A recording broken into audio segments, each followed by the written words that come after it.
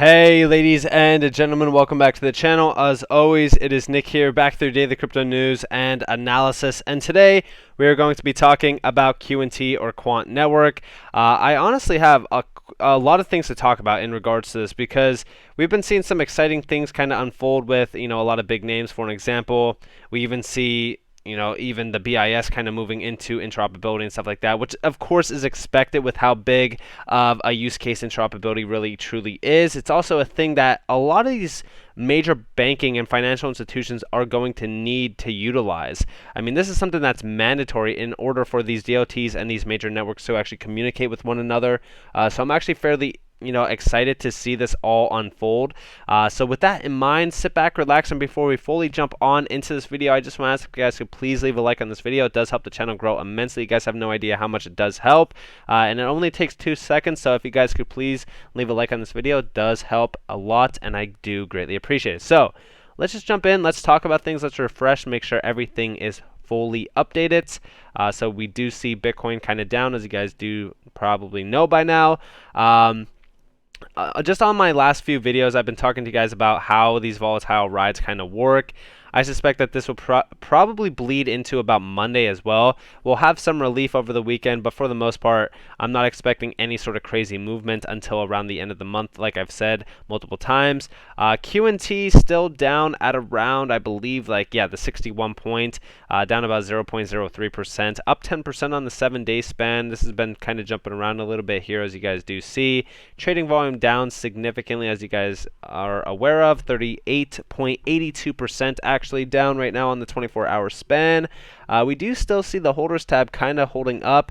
On the 7-day span, we are still increasing in terms of the number of holders, which is still pretty significant to say the least, to kind of keep eye out on. Now, I do want to talk to you guys a little bit about Q&T in terms of some technical analysis. So we are kind of just ranging sideways here, nothing too crazy in terms of that. We have hit that bottom figure going all the way back to August. RSI still kind of showing us a little bit of sort of medium tier sort of sell-off pressure here. Nothing too crazy. We still are below the 50 RSI.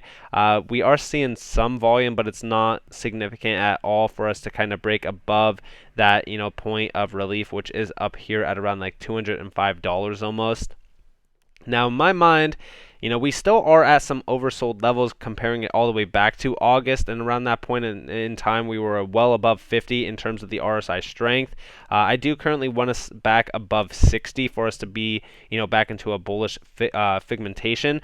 Now, with this entire market, I am watching Bitcoin closely. I don't know if you guys watched my earlier videos from today, but in terms of what we are expecting, so actually this is the wrong chart. I want to go to Coinbase. So in terms of what we are expecting, I'm still expecting some downward pressure. We've been talking about this for a little bit of time. I'm expecting us to hit around the 42K mark to possibly 40.8K. You can pretty much see those figures over there, with 44.2K being the 618 sort of retest area. Could we bounce off of that and pretty much ride the waves similar to what we did back in August? It is possible, but I am more so expecting about 40.8K to be retested, which is the 702 level. It's also the major demand zone going all the way back to September, and you guys do see the RSI.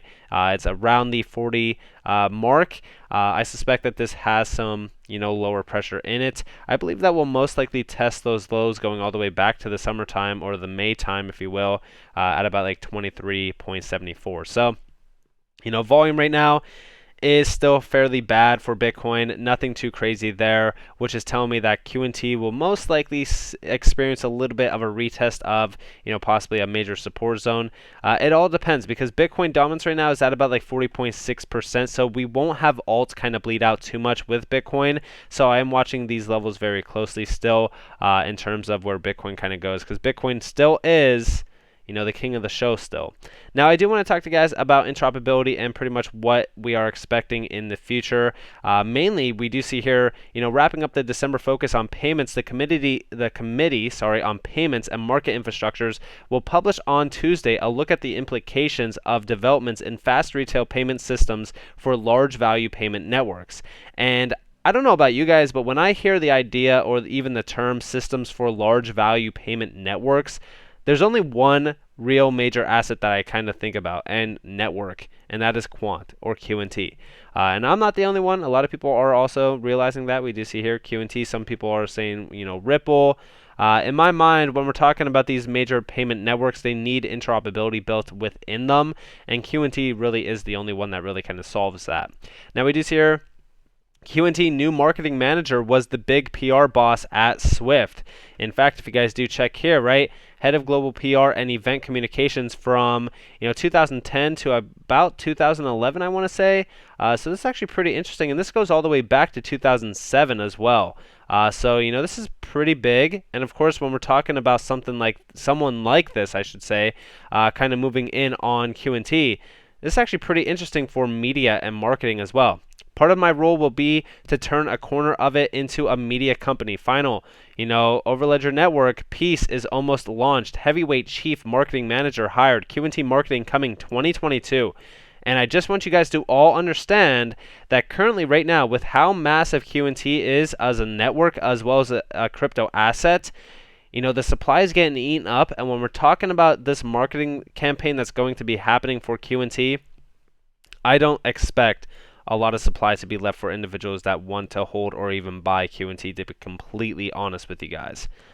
We even see here, he's talking more so about how big DLTs are going to be, what they offer, cutting costs, creating new revenue streams, and mitigating risk in areas as diverse as asset management, payment, supply chain, and compliance. QNT has already tackled interoperability between blockchains and is now building its own value-added solutions while providing the products and networks that enable other developers to do so too. So, expect some major moves happening in 2022. I'm very excited for the future of QNT. I think that this is such a massive giant. I don't think that people realize how big this actually is going to become. I've always said that QNT will be as big, if not bigger, than Bitcoin very soon. We even see here, tell me one other crypto that claims to be in the middle of CBDCs and digital asset interoperability across countries, and also has the partnerships and confirmations to back it up. Legacy systems to CBDCs, wholesale CBDCs, retail CBDCs, digitized stocks, bonds, debt. This is on another level. There is only one QNT in this game. We even see here, now we'll have Quant created. Enterprises will wish to switch between any blockchain quickly and easily and use many at once. Automatically adhere to regulations, adhere to high safety standards, have interoperability between all systems. Overledger fixes this. Overledger truly is such a massive network, and at scale, QNT is truly going to become a massive giant in the space. We even see a market with exponential growth of projects and applications, currently 16,000 and growing fast, needs interoperability at its core. Layer 1, Layer 2, bridges, applications, real-world systems, and data all need to interoperate for their full potential. That is why when I always say, yeah, sure, we were buying QNT at like $30 to $50, and right now it's sitting at $185. You guys have to realize that you are extremely early right now on QNT. Most of the assets that people talk about, like for an example, XRP, I love to talk about XRP on a day-to-day basis, but the overall idea of XRP, like we were buying XRP at like 17 to like 30 cents. Okay? All of these assets will continue to go up in price, especially on the macro viewpoints. So when you're looking at the micro payments or like the micro time frame on these major assets and what they are focused on, don't focus too much on the price of these assets on the micro scale. Look at the macro based levels on what these assets are really going to provide in terms of usability and overall the markets that they're going to disrupt, because QNT is one of those assets that in my mind is an easy $1 trillion asset. Now we also see here, as per QNT CEO, 2022 will be much bigger year compared to 2021. We are even seeing that within the marketing as well. We even see here, can't wait to see what's in store. 2021, we did approximately 20x till date. I don't see why we can't do another 20x in 2022. Transaction volume on Overledger will be in trillions in the next few years. That's why when we're looking back on this, right? When we're talking about an ex-Swift marketing individual joining the QNT team, I seriously don't see us not succeeding. Marketing is probably one of the biggest downsides of QNT. I don't think that it's marketed enough. But now that we have this, This is going to get very interesting very fast, and I do suspect that we could 20x, especially from our current prices, especially if we are in that lengthened bull cycle and we're talking more so about Bitcoin hitting some high tier numbers. I'm very excited for it. We even see here, post-merger, SIA, Nexi, Nets, now represents the largest fintech provider in all of Europe. 1,000 banks and financial institutions, 2 million merchants, 120 million cards, 21 billion transactions, 5,000 plus employees spanning 15 countries. Look at how big this is, guys. This is crazy. Today, we officially join forces with Nexi Group, a new chapter in our history, creating the European Paytech, a new step in our strategic roadmap to become the European Paytech. We are pleased to announce that we have signed the merger deed to combine with SIA. So this is actually huge, especially if you're talking more so about how many connections there are to a lot of these major connections. We see strategic combination between Nexi and Nets creates a powerful European Paytech leader. And again, when we're talking more so about how massive SIA is, I've always talked to guys about huge SIA, how big SIA actually is, but we've talked more so about the scale of these major networks.